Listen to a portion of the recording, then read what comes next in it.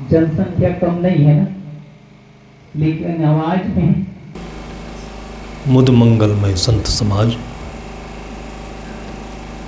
श्रद्धा मूर्ति देवियों तथा धर्म प्रेमी बंधुओं,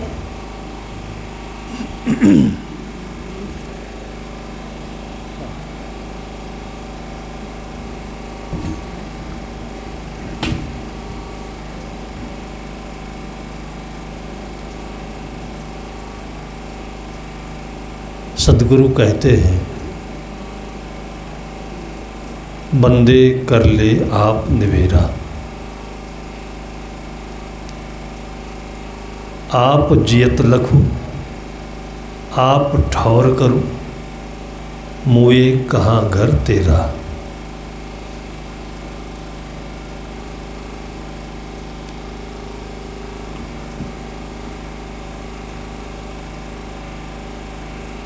जन्म लेने के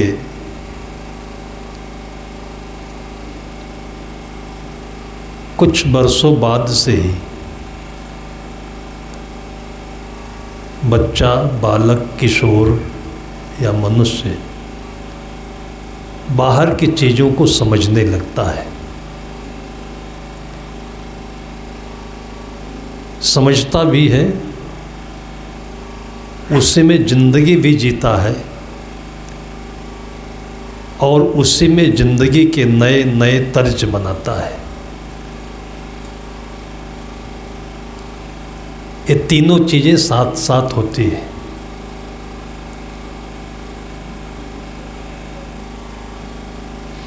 और होती रहती हैं, लेकिन हम जानते नहीं। सब कुछ अपने आप होता है। हम ज्ञानवान हैं, चैतन्य हैं, शरीर है। एक बच्चा दूध पीता है, माँ की गोद में रहता है, खेलता है, कैसे बड़ा हो जाता है उसको पता नहीं चलता है। बड़ा होने के बाद जब पिछली बातें याद करता है, तब उसे लगता है कि हम छोटे थे और ऐसा करते थे, ऐसा रोते थे, ऐसा झगड़ लेते थे, ये गांव था, ये खेत थे, ये बाग बगीचा था। ये थोड़ा बड़ा होने के बाद याद होता है।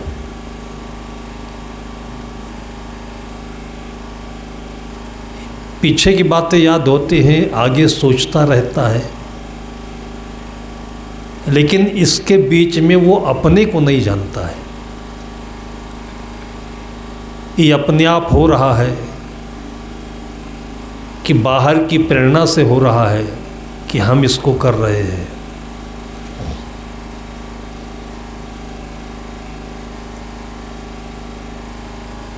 सद्गुरु कहते हैं कि अपने आप को भी जाने। बचपना बीता, किशोर अवस्था आई, स्कूल में पढ़े, फिर बड़े हुए, नौकरी किए, जवान हुए, बूढ़े हुए, कैसे क्या हुआ इसको हम लोग नहीं समझते हैं। क्यों नहीं समझते हैं? कि इन सबके बीच में जो हमारी चेतना है, उन्हीं सब चीज़ों में भोली रहती है। खाने में, सोने में, झगड़ने में और पढ़ने में। आप लोगों ने देखा होगा कि जो डॉक्टर लोग होते हैं ये भी बीमार पड़ते हैं। डॉक्टर किसे कहते हैं? जो बीमारी को जानता है, बीमारी के कारणों को जानता है।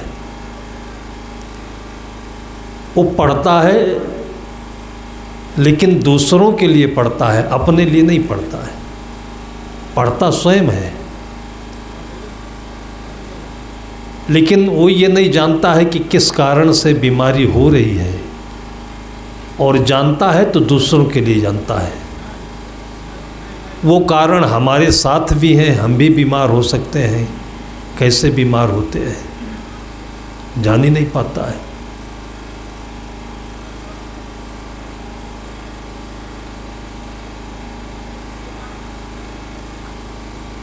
दिल्ली में एक मरीज गया डॉक्टर के पास। सिर में उसको भारीपन दर्द रहता था। डॉक्टर साहब ने देखा, उससे पूछा क्या करते हो? उसने कहा गांव में रहता हूँ, भैंस चराता हूँ, दूध बेचता हूँ। डॉक्टर साहब ने पूछा क्या खाते हो? कहा भैंसें बहुत हैं हमारे घर पर,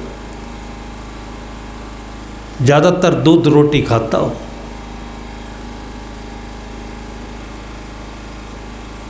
डॉक्टर साहब ने चेकअप किया, उसका बीपी थोड़ा हाई हो रहा था और डॉक्टर साहब समझ गए कि ये दूध फैट ज़्यादा होता है, भैंस के दूध में कोलेस्ट्रॉल ज़्यादा होता है।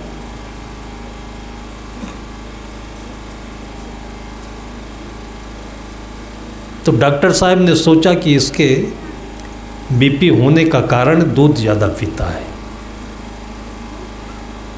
फिर बीपी की दवाई दी और उसके बाद उसमें अपना स्वार्थ निकाला डॉक्टर साहब ने कि ये पैसा देगा। हम घर पर दूध दही घी मोल का लेकर खाते हैं। तो डॉक्टर साहब ने कहा कि तुमसे पैसा नहीं लेंगे, जो दूध घी हो तुम्हारे घर में दे जाना, देते रहना। तो उसको भी अच्छा लगा कि हमको दूध बेचकर घी बेचकर पैसा लाना पड़े फिर देना पड़े, उससे अच्छा यही दे देते। ईमानदार था। ईमानदारी अलग चीज़ है और अपने के लिए समझ एक अलग चीज़ है। जो बहुत सीधा साधा होता है, छल प्रपंच फोरे नहीं जानता है, जो जैसा है वैसा कर देता है, तो उसको लोग ईमानदार कहते हैं, सीधा कहते हैं, सरल कहते हैं, अच्छा आदमी कहते हैं। अब ईमानदार था वो, लेकिन बीपी हो गया, जान नहीं पाया। सिर में दर्द हुआ, जान नहीं पाया क्यों हुआ। इसलिए सबसे बड़ी ईमानदारी कहते हैं अपने आप को जानना है,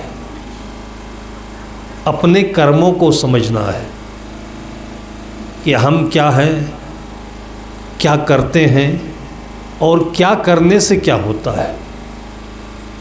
इसकी चेतना होना ही अपने आप का ज्ञान है, बोध है। ईमानदार भी नहीं जानता है। डॉक्टर दूसरों का करते हैं, अपना नहीं जानते। अब डॉक्टर साहब को सस्ते भाव में या समझिए फ्री में दूध मिलने लगा। भैंस के दूध में फैट ज़्यादा होता है। ये वही पचा सकता है जो भारी भरकम श्रम करे, एक्सरसाइज करे। अब फ्री में मिलने लगा। डॉक्टर साहब भी खूब दूध घी खाए, उसको दवा दे दिया, वो अपने घर आ गया। 2-3 महीने में उसको दवा से आराम हुआ। एक आराम तो यह है कि जो दर्द था वो चला गया, लेकिन जो दूसरा आराम होता है वो लोगों को नहीं मिल पाता है। इसलिए ये आराम फिर हमारे हराम में बदल जाता है, बीमारी में बदल जाता है। दूसरा आराम क्या है कि उस जगह पर पहुंच जाइए, उस चीज़ को जान लीजिए, कारणों को समझ लीजिए कि जहाँ से हटने के बाद जिन कारणों से हम दुखी होते हैं, परेशान होते हैं और बार बार उलझने होती हैं, बीमारियाँ होती हैं,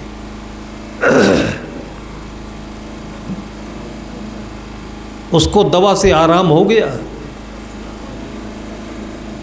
और वो ये समझ लिया कि ये दवा खाया, यही दवा खाऊंगा, आराम रहेगा। ये आराम नहीं है।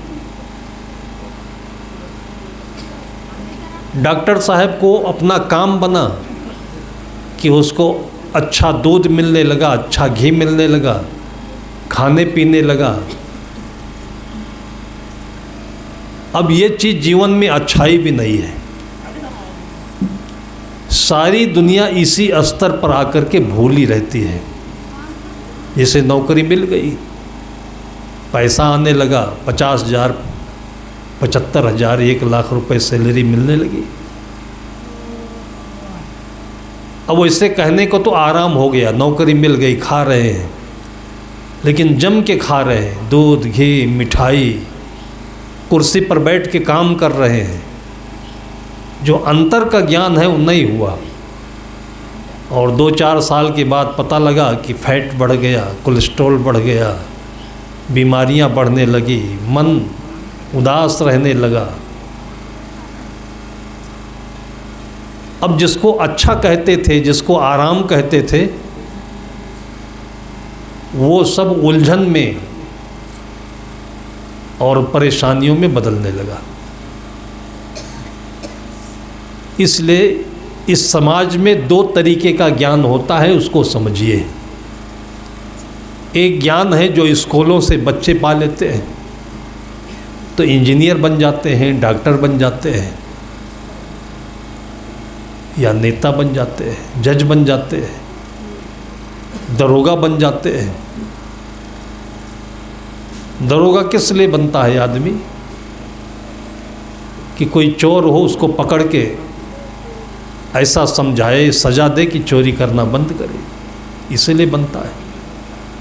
तो आपने कभी जाना है, कोशिश की है कि जो दरोगा लोग होते हैं उनके बेटे चोर होते हैं कि नहीं होते हैं? दूसरों को पकड़ेगा, रिश्वत लेगा, पीटेगा, समझाएगा, लेकिन जब उसका बेटा चोरी करेगा तो क्या करेगा?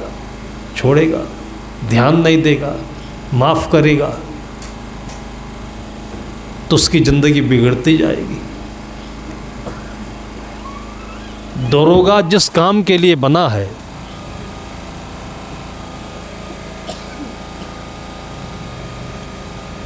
वो काम करते करते दरोगा अपने घर की परवरिश नहीं कर पाता है, वो काम अपने घर में नहीं कर पाता है। आप जजों को देख लीजिए, जो जज होते हैं वो न्याय अन्याय का निर्णय करते हैं, दूसरों के झगड़ों में परामर्श देते हैं, समझौता कराते हैं, लेकिन जब उसी के बेटे में उसका उसकी पत्नी से, परिवार से झमेला होता है, तो वही जज अपने घर का निर्णय नहीं कर पाता है। सद्गुरु कहते हैं, बंदे कर ले आप निबेरा। आप लोग सब कुछ कर रहे हो, ये परंपरा में घर गृहस्थी कर रहे हो, पढ़ाई कर रहे हो, नौकरी भी कर रहे हो, खेती किसानी कर रहे हो, लेकिन अपने लिए क्या कर रहे हो ये कभी सोचा है, विचार किया? हमें लगता है कि बेटे पैदा हो रहे हैं अपने लिए, पत्नी है अपने लिए है, घर है अपने लिए है, लेकिन जब रात में नींद नहीं आती है तो बेटे क्या करेंगे? पत्नी कहा नहीं मानती है तो क्या करोगे? स्वास्थ्य ठीक नहीं है तो घर वाले पैसा लगा सकते हैं, लेकिन पैसा लगने पर भी ठीक ना हो तो क्या करोगे? अस्पताल हैं, अस्पताल में रहते हुए भी अपने को शांति नहीं मिले तो क्या करोगे?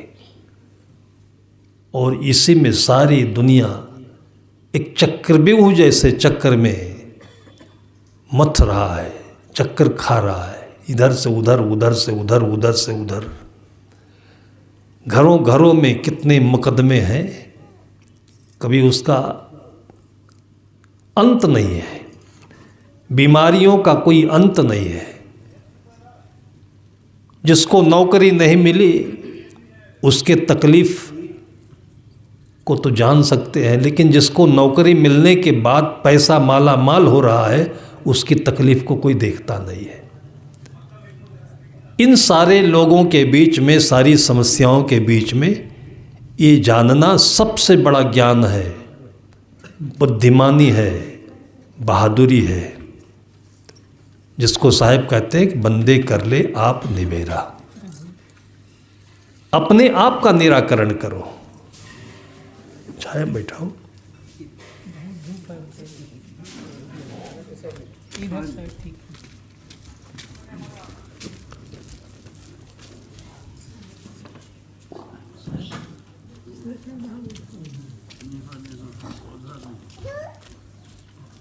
बंदे कर ले आप निबेरा।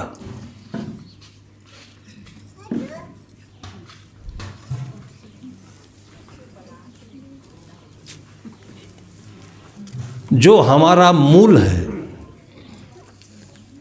जैसे इतना बड़ा पेड़ खड़ा हुआ है तो पेड़ में एक मूल होता है, मूल के चारों तरफ जड़ें होती है और उसके बाद फिर वो तना है, फिर उसकी शाखाएं, डालियां हैं, फिर पत्ते हैं, फूल हैं, फल हैं। लेकिन कोई धीरे से जाकर के उस मूल को काट दे या मूल में दीमक लग जाए। एक कीड़ा होता है, मोटे मोटे पेड़ों में भी वो छोटा सा छेद बनाकर अंदर जाता है और मूल को काट देता है और पूरा भारी भरकम पेड़ खड़े खड़े सूख जाता है। जितनी भी आपकी गृहस्थी है, संसार है, जो कुछ आपने किया कमाया है, ये विशाल पेड़ के समान है। उसके बीच में मूल है और उस मूल में कीड़े लग गए हैं। अब सूख रहा है पेड़। सूख रहा यह है कि सब कुछ होते हुए भी चैन नहीं है, हरापन नहीं है, खुशहाली नहीं है, खिलना नहीं है। तो क्या है फिर दुनिया में? लेकिन जिसकी श्रद्धा है, जिसको इसका बोध है, वो सब कुछ करने के बाद में इस मूल को सुरक्षित रखता है, उसी के साथ रखता है। सदगुरु कबीर साहब कहते हैं कि एक साधे सब साधिया, सब साधे एक जाए, जैसे सींचे मूल को फूले फले अघाए। मूल को सही करो। एक पुलिस वाला हमसे बोलता था, हम लोग ट्रेन से छत्तीसगढ़ से ही जा रहे थे उत्तर प्रदेश के लिए, तो ट्रेन कानपुर होते हुए जाती है। चित्रकूट से आगे बढ़ी ट्रेन, हम लोग लेटे थे। दिन था फिर भी सीट पर लेटे थे आराम से। सामने एक पुलिस वाला आकर के बैठ गया, बहुत देर तक बैठा रहा। पुलिस की वर्दी बदनाम होती है, लेकिन पुलिस के वर्दी के भीतर जो इंसान है, उस इंसान से मिलना चाहिए, उसको जानना चाहिए, वो बदनाम नहीं होना चाहिए। लेकिन वर्दी का प्रभाव हमारे मन पर भी था। वो बैठा रहा बहुत देर तक। हमने अपनी तरफ से उससे कोई बातचीत नहीं की, लेकिन बहुत देर तक बैठा रहा। आँख कब तक बंद किए रहे? थोड़ी देर के बाद फिर आंखें खोले, फिर भी वो बैठा रहा। तो फिर हम उठे, बैठे, तब उसने प्रणाम किया। मैंने फिर परिचय पूछा। उसने अपना नाम मुस्तफ़ा हुसैन या ऐसे कुछ बताया। 10-12 वर्ष पहले की बात है। मन में सोचा कि मुसलमान है। उसने प्रणाम किया और ये बात कही कि महाराज जी, केवल आपसे मिलने के लिए मैं इतनी देर से प्रतीक्षा कर रहा हूँ कि आप जगें, उठें। आपके पास बैठना, आपसे बातें करना मुझे बहुत अच्छा लगता है। तब मेरे अंदर में जो भ्रम का बादल था थोड़ा हटा। भ्रम यही था कि पुलिसों से बहुत बात नहीं करना चाहिए, ये डंडेबाज होते हैं, ये ठीक नहीं होते हैं। लेकिन ये भ्रम अपने भीतर धारणा और अपना धर्म नहीं बनाना चाहिए। हो सके इससे दूर रहे। इसलिए गोस्वामी जी कहते हैं कि तुलसी यह संसार में सबसे मिलिए धाय, ना जाने किस रूप में नारायण मिल जाए। ये उसने कही कि महाराज जी आपसे बातचीत करके मुझे अच्छा लगेगा, इसलिए मैं इतनी देर से बैठा हूँ। बातचीत शुरू की। वो सीतापुर जिले में पोस्टेड था। बताया कि मेरे पिताजी दर्जी का काम करते हैं, सिलाई का, और मुझे 30,000 रुपये सैलरी मिलती है। पहली बार जब मैं भर्ती हुआ पुलिस में, मैं 3-4 भाई हूँ, और पूरे पैसा ले जा कर के अपने पिताजी के हाथों में रखा। और पिताजी को मैं जानता था कि हम 3-4 बच्चों को पढ़ाते पढ़ाते थक गए, कर्जे भी बहुत हैं, तो हमारा फर्ज है कि ये पैसा हम पहले अपने पिताजी को दें। पिताजी ने इनकार कर दिया लेने से। पिताजी ने कहा कि एक तो तुमने पुलिस की नौकरी करी, ये मुझे पसंद नहीं है। वो भी उसी के शिकार थे बहम के। पुलिस खराब होता है, डंडेबाज होता है, रिश्वत लेता है, परेशान करता है। उन्होंने इनकार कर दिया पैसा लेने से, और उन्होंने ये बताया कि मैंने तुम बच्चों को पढ़ाने के लिए पूरी ईमानदारी बरती है। मैंने किसी का भी गला मड़ोड़ करके, बेईमानी करके, छल कपट के एक पैसा नहीं कमाया, मेहनत किया हूँ। और अभी भी मुझे कर्ज देना बाकी है, लेकिन इस पैसे से मुझे नफरत है। अभी मैं कुछ कर सकता हूँ, करूँगा, कर्ज पटा दूँगा। यदि तुम इस पुलिस के वर्दी में रह कर के भी हमारे उसूलों को, हमारे जीवन के सिद्धांतों को लेकर चलते हो, तो पैसा मुझे स्वीकार है। फिर मैंने कसम खाई और पिताजी को वचन दिया कि आपके पास नौकरी नहीं थी तो ज़िंदगी चल रही है ईमानदारी से, और मेरे पास तो नौकरी है। आपके उसूलों को लेकर के मैं इस वृक्ष को हरा भरा रखूँगा। ये उसने अपनी बात में अपने जीवन की बातें बताई। बहुत दिनों तक संपर्क मेरा, और कहने के लिए मुसलमान है। उसे मुसलमान में खून, हाय, हत्या, ये सब बहुत होता रहता है। लेकिन मुसलमानों में भी, मुसलमान तो एक कब्र है। सतगुरु कबीर साहब कहते हैं कि को हिंदू को तुर्क कहावे एक जिमी पर रही है। माँ के पेट से आने के समय में कोई मुसलमान हिंदू नहीं होता है। अंतर इतना है कि हिंदुओं में जन्म लेने के बाद से ही अहिंसा परमो धर्मा सिखाया जाता है। अहिंसा परमो धर्मा, चींटी भी नहीं मारना। और मुसलमानों में खतना सिखा देने के बाद में खून सिखा दिया जाता है। वहीं से जो मुसलमानियत है, ये इंसानियत के ऊपर कांटा बन करके लोगों को चुभने लगता है। पूरी दुनिया का एक ही धर्म होना चाहिए, परम धर्म श्रुत विदित अहिंसा, पर निंदा सम अग्नगरिंसा। किसी भांत से इंसान हो करके किसी को दर्द नहीं हो, दुख नहीं हो, कष्ट ना हो, ये सबसे बड़ा धर्म है। इसे में ईसाइयत होनी चाहिए, मुसलमानियत होनी चाहिए। लेकिन देखिए, ईरान है, इराक है, सीरिया है, सूडान है, आए दिन रक्तपात ही हो रहा है। गर्व है, इसलिए हिंदू धर्म या भारतीय संस्कृति को हम वरीयता देते हैं, इसका हृदय से सम्मान करते हैं, आदर करते हैं कि हम भारत में जन्म लेकर चैन से सुख की नींद सो रहे हैं और जी रहे हैं।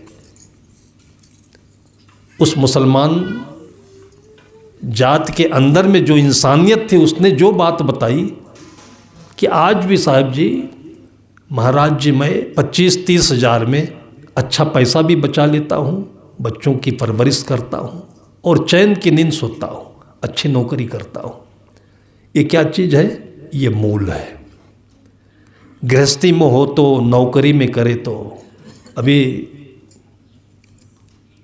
अजय भाई आए हुए हैं, ये अपने मूल को चैतन्य बनाए रखने के लिए, संचित करने के लिए, अपनी श्रद्धा और आस्था को मजबूत बनाए रखने के लिए हमको भी आश्चर्य लगा अमेरिका से सीधे यहाँ आए हैं अभी।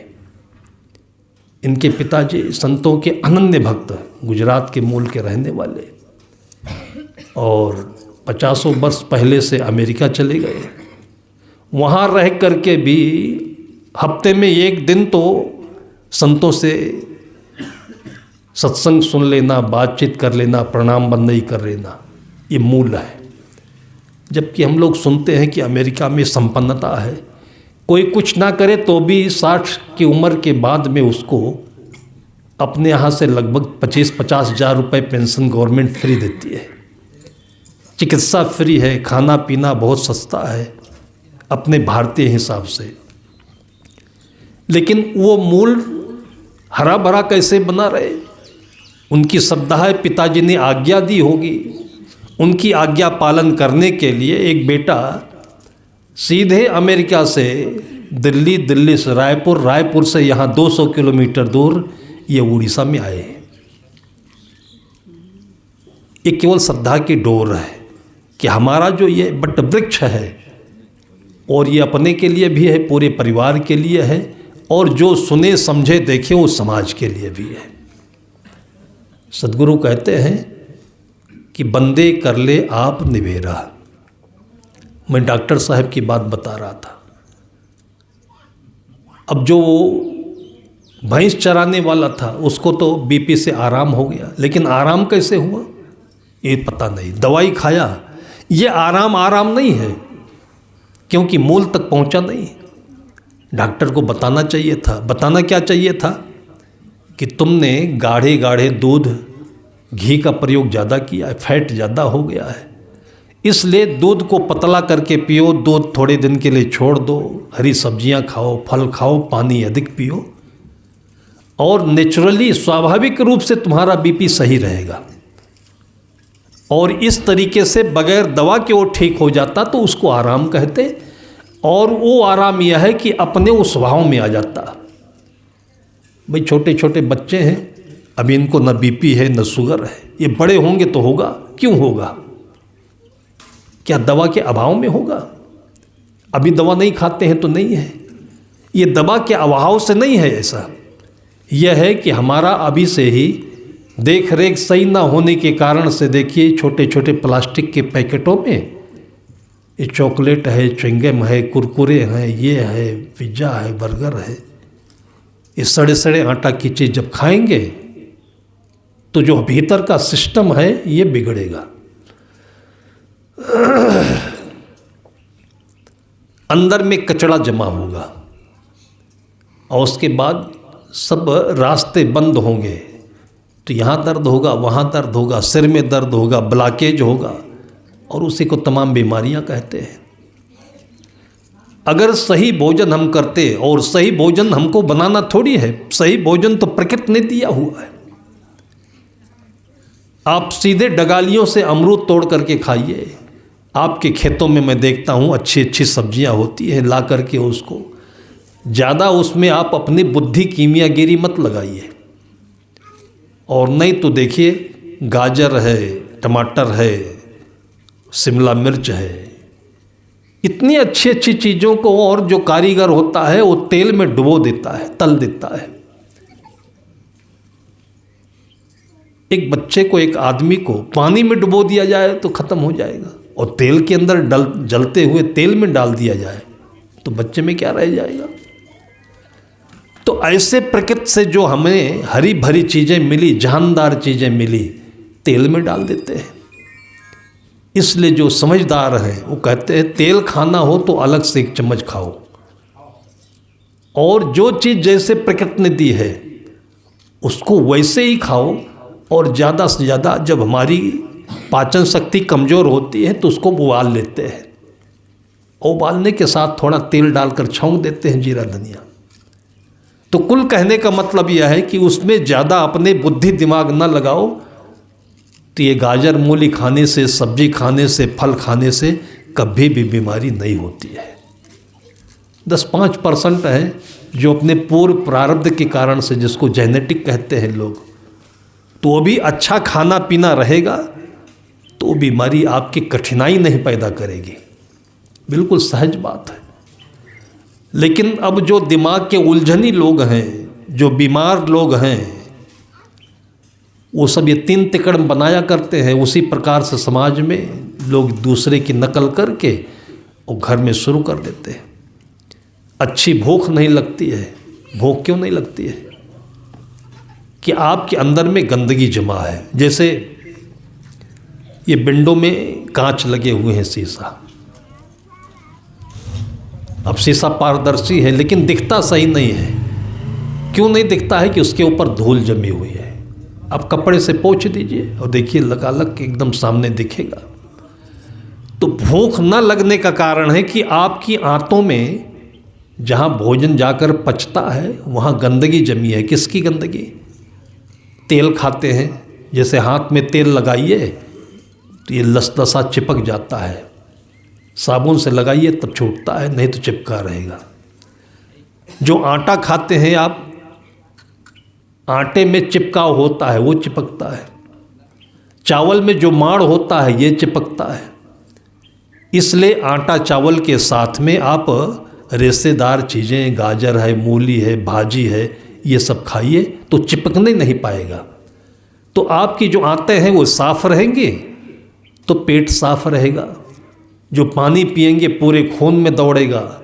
जो भोजन करेंगे उसका रस पूरे खून में जाएगा तो न कहीं दर्द होगा, न बीपी होगा, न शुगर होगा, लीवर अच्छा होगा, फेफड़े अच्छे होंगे।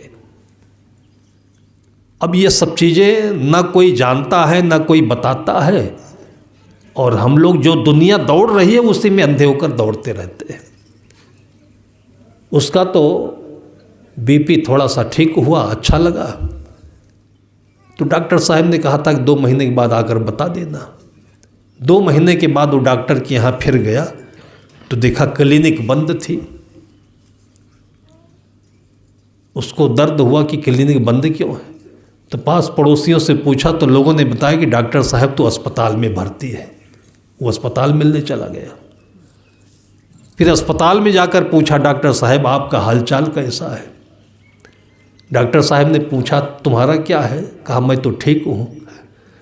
हमको तो आपने ठीक कर दिया लेकिन आप अस्पताल कैसे चले आए? तब डॉक्टर साहब को समझ में भी आया। डॉक्टर साहब ने बताया कि तुम्हारा घी और दूध ने हमको अस्पताल पहुँचा दिया। अब कृपा करके तुम ठीक हो गए हो, अब दूध घी भेजना बंद कर दो। उनको समझ में आया। हम सभी लोग मिल करके ऐसे ही एक दूसरे के साथ छल कपट करके सबका शोषण कर रहे हैं।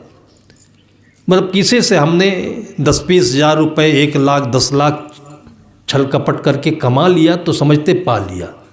पाया कहाँ?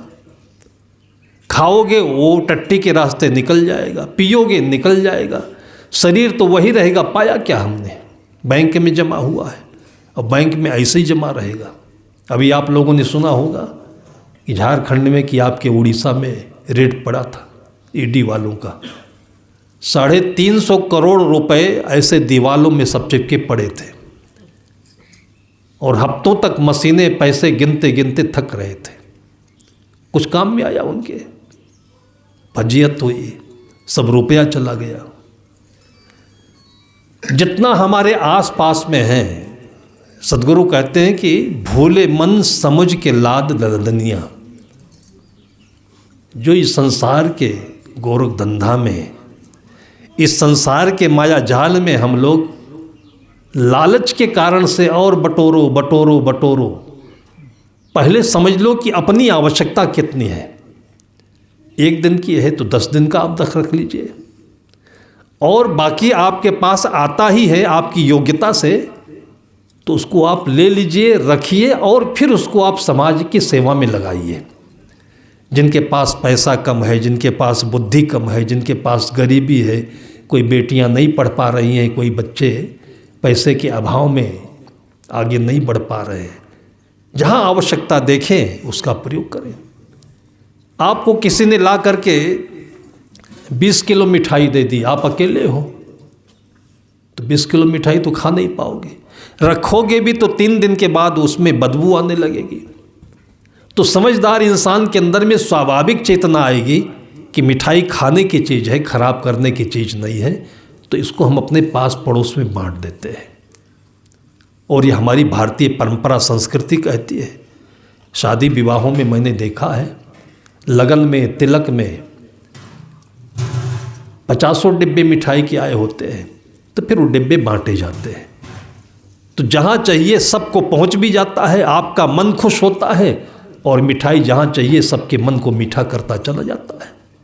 आप सुखी संसार सुखी, इसे धर्म कहते हैं, इसको धन का सदुपयोग कहते हैं। और अंत में एक दिन ऐसे आएगा कि सब कुछ आपका होते हुए भी आप चले जाएंगे, वो चीज़ दूसरे की हो जाएगी। समझदारी यह है कि उन चीज़ों के साथ अपना मन बिगाड़े नहीं और आराम से उसके साथ ज़िंदगी जिए। इसी को सद्गुरु कहते हैं कि बंदे कर ले आप निबेरा, आप जियत लखो, आप ठौर करो, मुझे कहाँ घर तेरा। ये ज्ञान जो स्कूल में पढ़ रहे हैं उनको भी चाहिए, जो बिजनेस कर रहे हैं उनको भी चाहिए, जिनके पास पैसा है उनको भी चाहिए, और जिनके पास पैसा नहीं उनको भी चाहिए। हमारे अंदर में एक वहम भर गया हुआ है कि सब काम पैसे से ही होता है, पैसे से बाहर का दिखावा होता है, बाहर का दिखावा होता है। अब ये मकान है, थोड़े पैसे में बन गया है, और इसी में आप दिखाना चाहें और पैसा लगाना चाहें तो 10 करोड़ और लगा सकते हैं, इसमें बहुत गुंजाइश है। सुना होगा आप लोगों ने कि सद्दाम हुसैन के घर में जब आर्मी के लोगों ने छापा डाला तो उसके बाथरूम में जो टोंटियाँ होती हैं वो सोने की पाई, पानी चलने के जो लाइन होते हैं वो सोने के थे। उसमें पैसा बहुत लगाया। वो पैसा आया कहाँ से? इराक में बहुत अत्याचार हुआ, जनता वहाँ त्राही त्राही हो गई, और एक आदमी अपने बाथरूम में सोने की टोंटियाँ लगा रहा है। ये वहम में आदमी फंस जाता है। सोने की टोंटियों में जो पानी आता है वो पानी सोने का थोड़ी होगा, और वो पानी सोने का हो भी जाए तो अंदर नहीं जाएगा आपके, वो अंदर तो केवल पानी जाएगा। पानी पीना लोग भूल जाते हैं, हवा लेना लोग भूल जाते हैं। दिल्ली में मैंने देखा,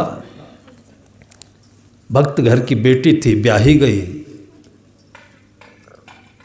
और साज सज्जा के साथ अच्छा दहेज दे करके बड़ी हंसी खुशी के माहौल में भेजा ससुराल।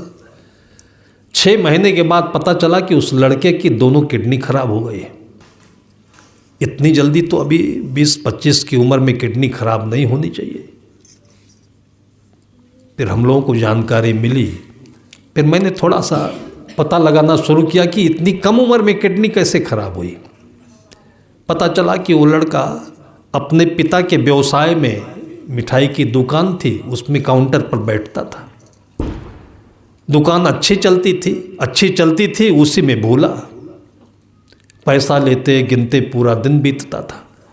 खाने के लिए समय निकालना चाहिए, घर जाना चाहिए, केवल खाने के लिए नहीं, अपनी माँ का, पिता का आशीर्वाद लेने के लिए।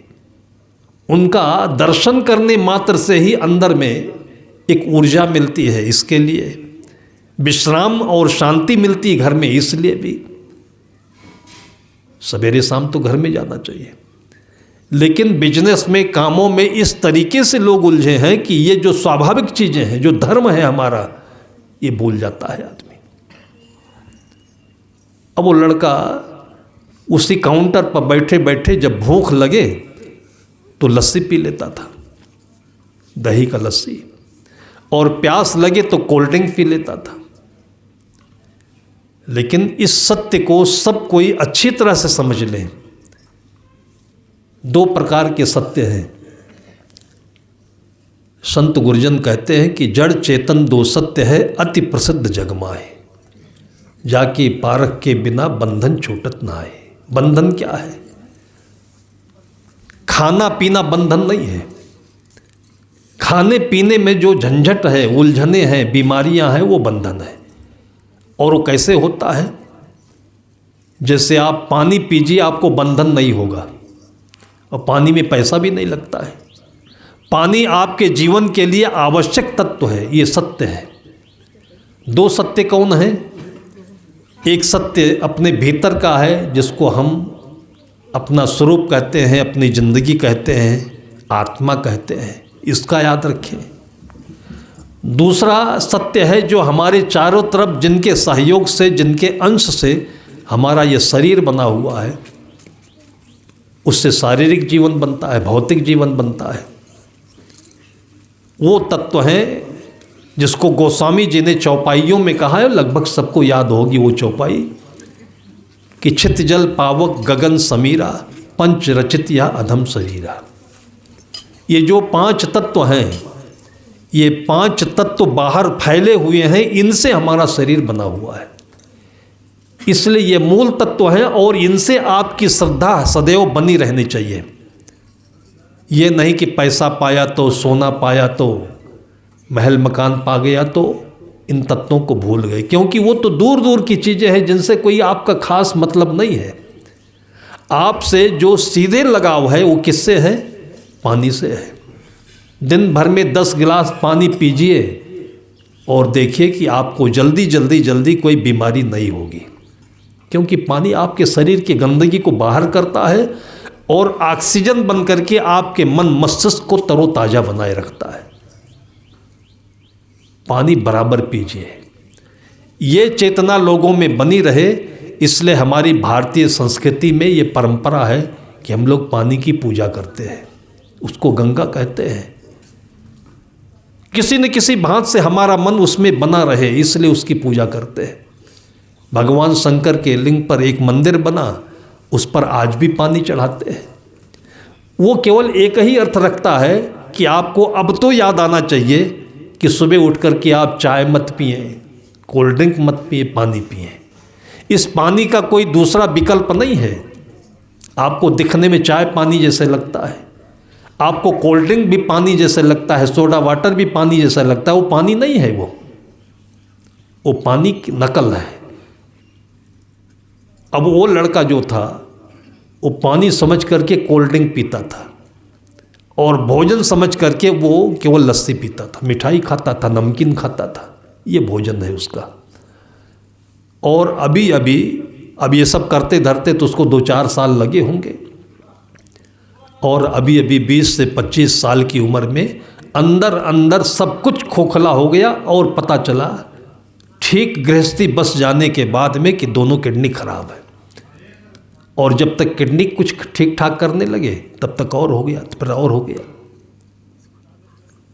तो ये चीज़ हमारे इन छोटे छोटे बच्चों को आप बचपन से बताइए कि थोड़ी देर बच्चे मिट्टी में खेलें।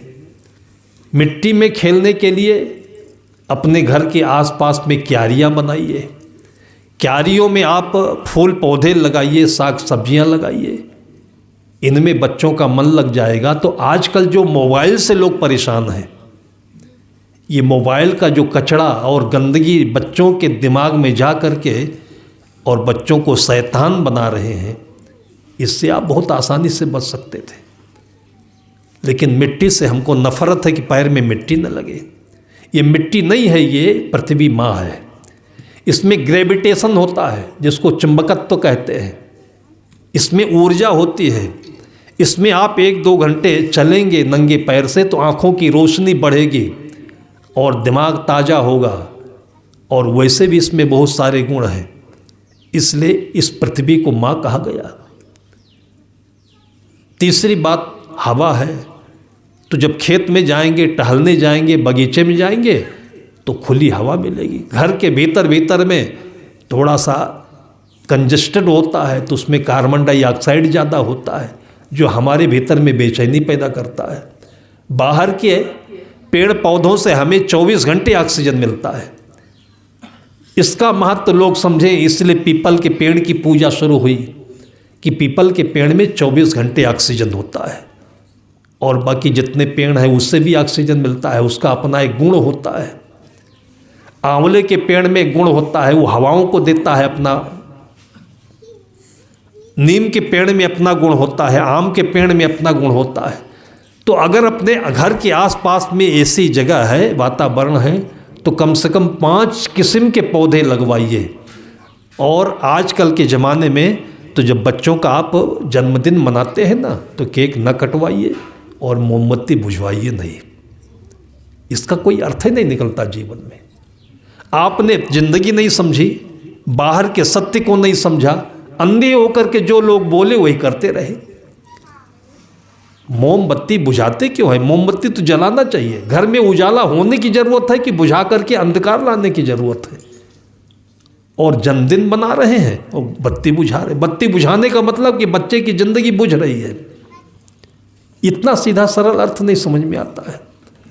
केक काट रहे हैं, केक आज उससे कटवाओगे तो कल उसकी आदत पड़ जाएगी तो गर्दना भी काटेगा, फिर सबको काटेगा वो। काटना शब्द ही ठीक नहीं है। हम तो अपने घरों में देखते हैं भक्तों के यहाँ दुकान बंद करना होता है तो लोग बंद करना नहीं कहते, दुकान बढ़ा दीजिए। माएँ दीपक बुझाना नहीं कहती हैं, दीपक बढ़ा दीजिए। और उसी प्रकार से बच्चे के जन्मदिन पर आप बोलिए कि बच्चे का जन्म और बढ़े, बच्चे की उम्र और बढ़े। तो क्या दीपक बुझाने से उसकी उम्र बढ़ेगी? उसके तो आगे अंधेरा हो जाएगा। ऐसी ऐसी परंपरा में फंसे हो। इसकी जगह पर आप बच्चों के हाथ से उसी दिन एक पौधा लगाते हैं। फूल का पौधा होगा, पेड़ का पौधा होगा। आजकल तो छोटी छोटी वैरायटी के फलदार पौधे बहुत अच्छे आते हैं। देखिएगा कि जिस दिन वो अपने हाथ से रोपा करेंगे और दूसरे दिन से उनका वहीं मन जुड़ जाएगा, श्रद्धा उत्पन्न होगी। रोज जा कर के वो स्कूल से आएंगे तो अपने पौधे को देखेंगे कितना बड़ा है। और जिस दिन फूल आएगा उस दिन उस बच्चे के मन में खुशी का वारा पार नहीं होगा। और जिस दिन फल आ गया वो फल लेकर के आपके आंचल में रखेगा वो। ये आपने किया नहीं। ये सारे जितने बच्चों के जीवन के उन्नति के रास्ते थे, खिलने के रास्ते थे, उन सबको आप लोगों ने तोड़ दिया। क्यों? अंधानुकरण करके। किसी देश में कोई परंपरा होती, लेकिन हमारे भारतीय परिवेश में जो परंपराएं थी, होली की, दीपावली की, रक्षाबंधन की, ये हमारे दिल को दिल से जोड़ने वाली परंपरा है। हमारे इस अंतर सत्य को बाहर के सत्य से जोड़ने वाली परंपरा है। आप बाहर टहलिए तो आपको पर्याप्त रूप में ऑक्सीजन मिलेगा। आपकी आंखों के सामने पेड़ पौधे होंगे। आपके मन में जो बेचैनी है दूर दूर तक नहीं दिखाई पड़ेगी। ये 5 प्रकार के भौतिक सत्य हैं। इसके बीच में हमें अच्छा सा एक जीवन वातावरण बना करके जीना चाहिए। ये जीवन का काम है। अब मजबूरी है, किसी के घर में थोड़ी जगह है, छोटी छोटी जगहों पर भी मैंने बड़े बड़े काम होते देखा है।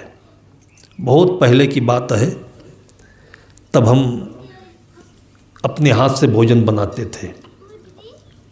किसी गांव में रुके हुए थे, एक घर से निमंत्रण आया। वो भक्त नहीं थे तो थोड़ा मुझे संकोच हो रहा था कि ऐसे कैसे बुला लिया, कैसे हैं वो लोग, ठीक हैं कि नहीं है।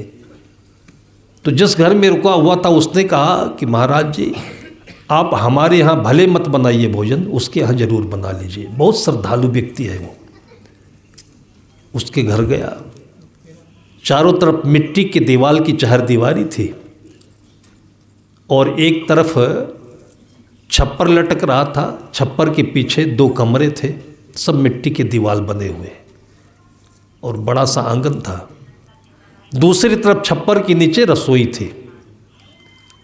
इतनी साफ सुथरी जगह देख करके मन आनंदित हो गया कि मिट्टी पवित्र है, घास पवित्र है।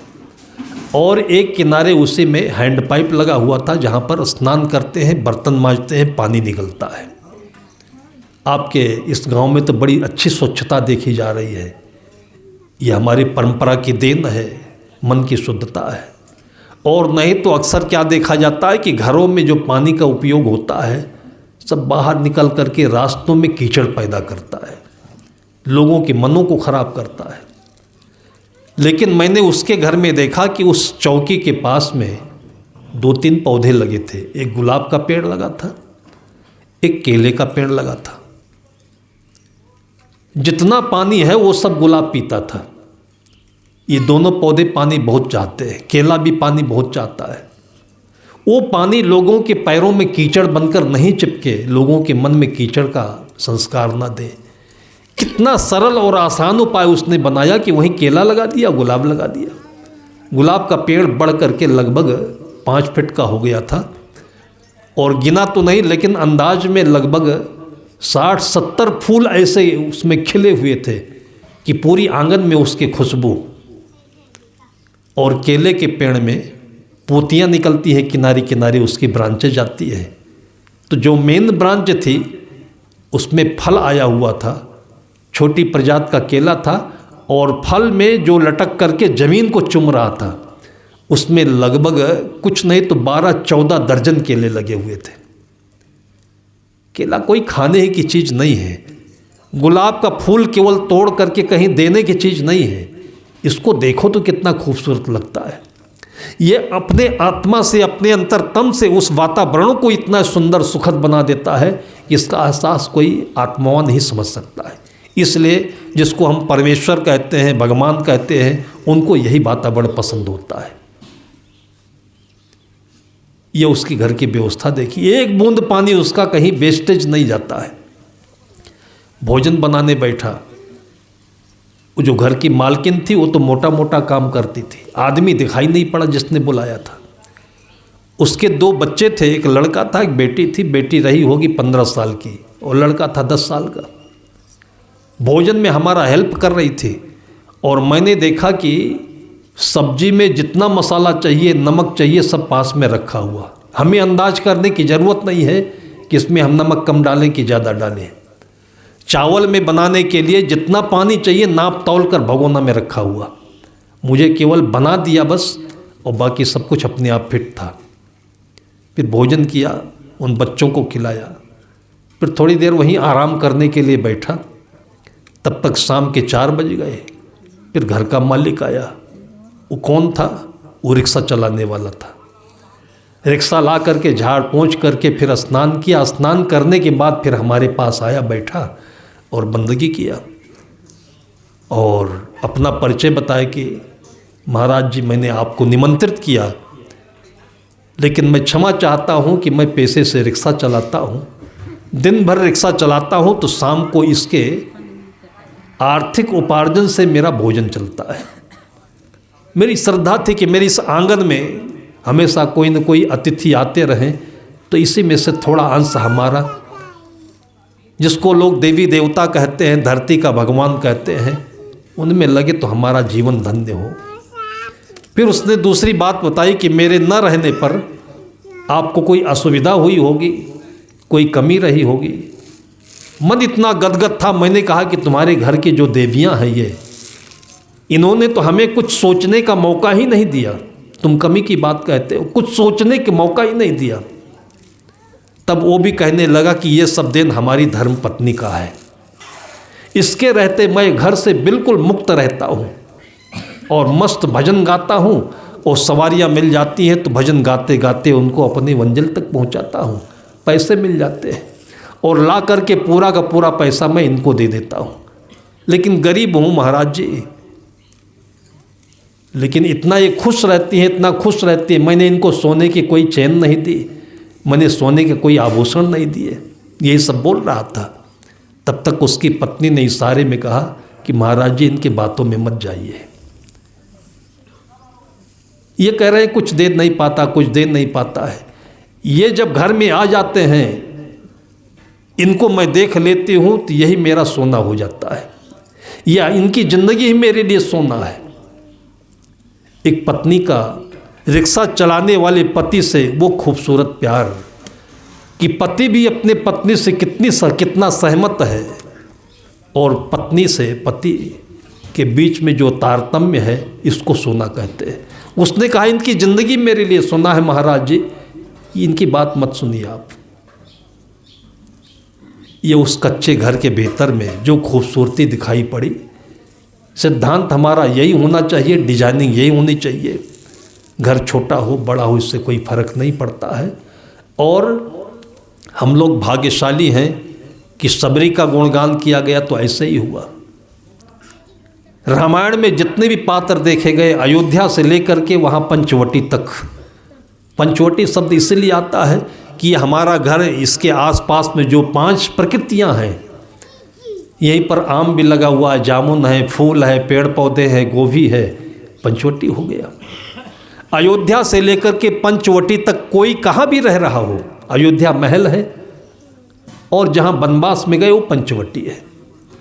दोनों में कोई फर्क नहीं पड़ता है। राम अयोध्या में थे तो कोई बहुत ज़्यादा उछल नहीं रहे थे कि हम राजकुमार हैं, हम ऐसे हैं, हम वैसे हैं।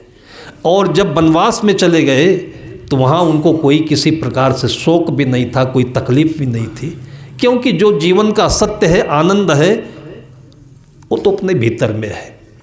अब किसी का जन्म, हम लोग उत्तर प्रदेश में जन्म ले लिए, जब भी इधर आते हैं इस गांव के आसपास में, इस जंगल के परिवेश में, तो मन में ऐसा होता है कभी कभी कि हम लोग भी यहीं कहीं 1-2 डिसमिल ज़मीन में जम जाते, आनंद से इस जंगल में रहते और भक्तों के घर में कथा कह के भोजन कर लेते। लेकिन सत्य यह है कि सारी दुनिया के लोग एक जगह नहीं रह सकते। जैसे काजू यहाँ होता है, हमारे यहाँ नहीं होता है। हमारे यहाँ जो चीज़ होती है यहाँ नहीं होता है। जो जहाँ रहता है, जननी जन्मभूमिश्च स्वर्गादपि गरीयसी। भगवान राम जब आए हैं वनवास के लिए तो आपको लोगों को पता होना चाहिए, वो वहाँ से सोने की चेन लेकर नहीं आए, कोई अपनी दौलत लेकर नहीं चले, वहाँ से केवल माता का आशीर्वाद लिया और मिट्टी ले ली थोड़ी सी। वो मिट्टी हमेशा जहाँ तक रहे वो साथ में, जंगल में वो मिट्टी साथ में रखे अपने। वो मिट्टी क्या है? मातृभूमि है।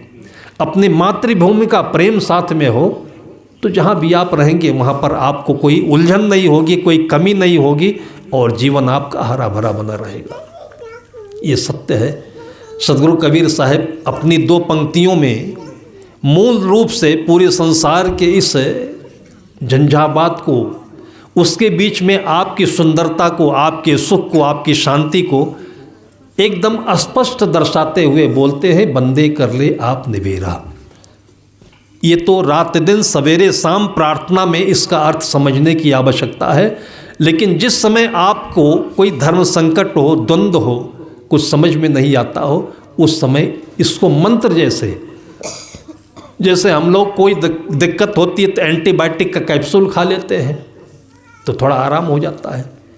तो संत महापुरुषों की जो ये वाणियाँ हैं ये एंटीबायोटिक हैं, ये पेन किलर हैं, इनका कोई साइड इफ़ेक्ट नहीं होगा। कभी भी ऐसा नहीं होगा कि आप संतों के पास बैठेंगे, उनके गुणगान करेंगे, उनका भजन गाएंगे, सेवा करेंगे तो आपके खेत के काम का नुकसान हो जाएगा, आपकी नौकरी का घाटा हो जाएगा।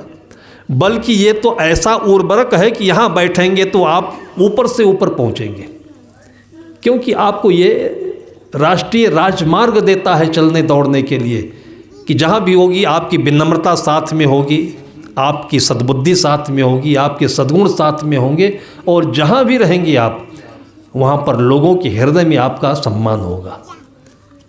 ये सारे सद्गुण आभूषण के साथ में अपने पर्स में, अपने अंगों में सजा करके रखें और जीवन को सुंदर बनाएं और बचपन से इन बच्चों को इसी वातावरण में रखें। ये बच्चे भगवान राम होंगे। अयोध्या में इनकी हर वर्ष जन्मदिन मनाए जाएंगे और कांधा बन करके हर वर्ष इनको मक्खन का उपहार दिया जाएगा, इनको दूध दिया जाएगा। आपका आंगन ही ये वृंदावन बनेगा, ये मथुरा बनेगा। इन सब चीज़ों को हम केवल दूर दूर नहीं देखें, अपने में भी देखें। ये अयोध्या और ये मथुरा वृंदावन और ये वैष्णव और ये अमरनाथ बद्रीनाथ, ये सब आपके इसी गिर्द गिर्द में सब कुछ दिखाई पड़ेगा। बस अर्थ ये मन में भी होना चाहिए। इस भाव को हमेशा संजोए रखें। इसी शुभकामना के साथ में अभी की चर्चा को हम यहीं पर विराम देते हैं।